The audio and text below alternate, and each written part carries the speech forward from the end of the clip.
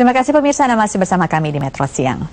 Bangkit dari keterpurukan bisa melahirkan kreativitas, seperti yang dilakukan seorang warga Bekasi. Setelah di PHK, dia justru bisa sukses membuat usaha boneka. Usahanya bahkan memberi lapangan pekerjaan bagi ratusan orang di sekitar tempat tinggalnya.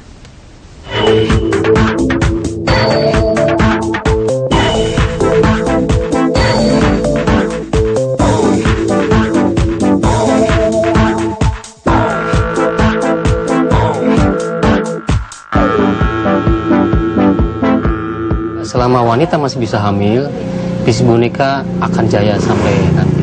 Saya kira itu kontennya. Moto itulah yang menjadi penyemangat Sujana untuk tetap terus menekuni usaha pembuatan boneka.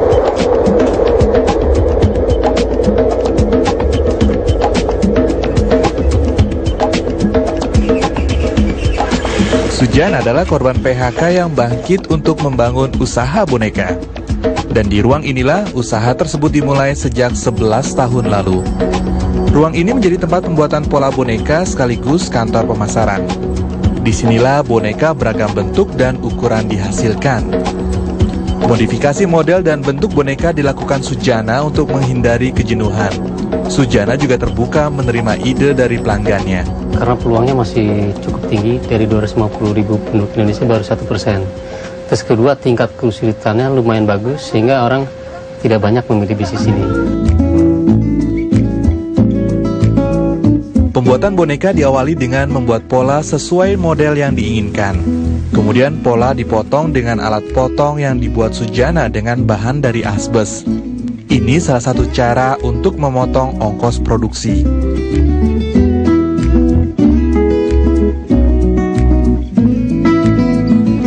Baru kemudian dilakukan proses penjahitan, dan tahap selanjutnya adalah pengisian badan boneka. Sejak tahap awal hingga tahap akhir, Sujana memperhatikan betul bahan baku yang digunakan, baik bahan pembungkus maupun isi bantalan boneka.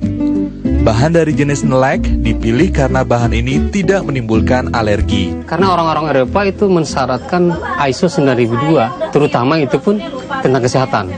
Nah, jadi boneka Bapak sudah lihat tadi, kayak kapasnya aja itu konsentrat, jadi begitu kena kipas pun tidak apa-apa. Nah, jadi kita sampai sejauh itu kita bayangkan bahwa ini aman untuk kesehatan. Untuk satu boneka dijual dari kisaran harga 20 hingga 100 ribu rupiah.